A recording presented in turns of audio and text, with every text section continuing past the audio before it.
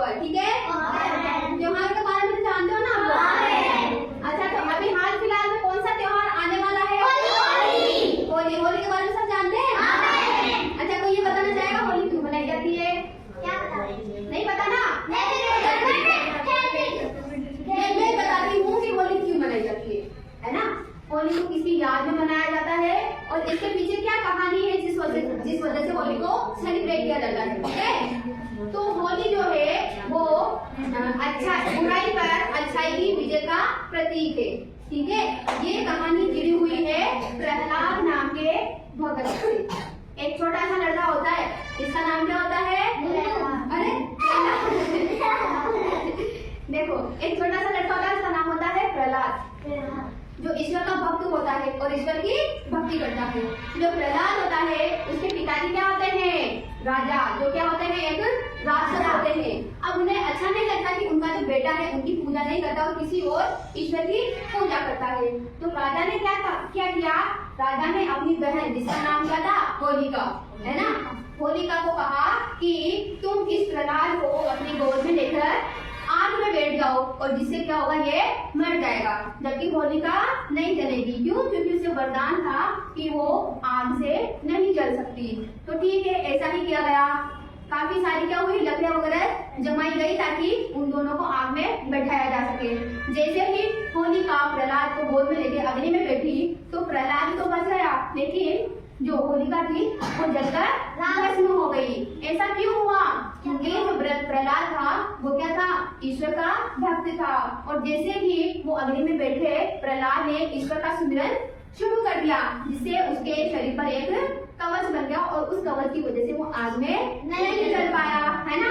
तो इसी ये कहानी है और भक्त प्रहलाद की वजह से ही आज जो वर्तमान में होली का उत्सव त्योहार मनाया जाता है वो भक्त प्रहलाद की याद में ही मनाया जाता है।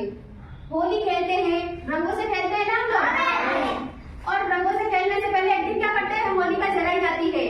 तो होलिका क्या थी? बुराई थी और अच्छाई क्या थी? प्रहलाद। इसलिए होली जो त्योहार है उसको क्या कहा जाता है? बुराई पर अच्छाई की प्रतीक है। कौन? होली। ठीक है, आप लोगों को समझ में आया आपकी होली क्यों मनाई जाती है? समझ आया? पूछूं आप लोगों से? कौन बताया? नहीं बताओ। अच्छा चलो खड़े हो। यस, दादा ने पूछा हाँ। अच्छा ये बताओ, प्रहलाद को उसके पिता क्यों मारना चाहते थे? उसके पिताजी की सेवा नहीं करता था, उनको पूछता नहीं था, उनको ईश्वर के तुल्य नहीं मानता था, ठीक है ना? तो पिता को क्रोध था कि ये मुझे ईश्वर तुल्य क्यों नहीं मानता है, इसलिए उन्होंने योजना बनाई कि इस प्रहलाद को मार दिया जाए, है ना? अच्छा, प्रहलाद किसकी गोद में बैठा था? बताओ, खड़े होकर बताओ। प्रहलाद खड़े होकर बताओ, प्रहलाद किसकी गोद में बैठा था? होलिका की गोद में। तो होलिका प्रहलाद की क्या लगी? बुआ ही थी ना? आग में कौन जलकर राख हो गया था? होलिका। और प्रहलाद क्यों नहीं जला था? क्योंकि वो ईश्वर की भक्ति करता था और ईश्वर का नाम लेता था, इसलिए वो। तो आप लोगों को ये पता चला ना कि होली का त्योहार क्यों मनाया जाता है? क्यों मनाया जाता है? भक्त प्रहलाद की याद में मनाया जाता है। और होली किसका प्रतीक है?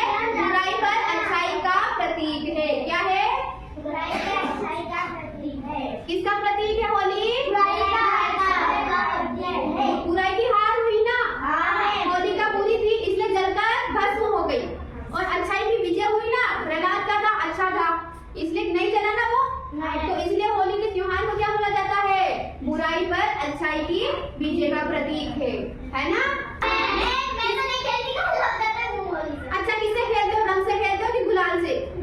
गुलाल से, है ना? कैसा लगता है होली खेलते? अच्छा लगता है?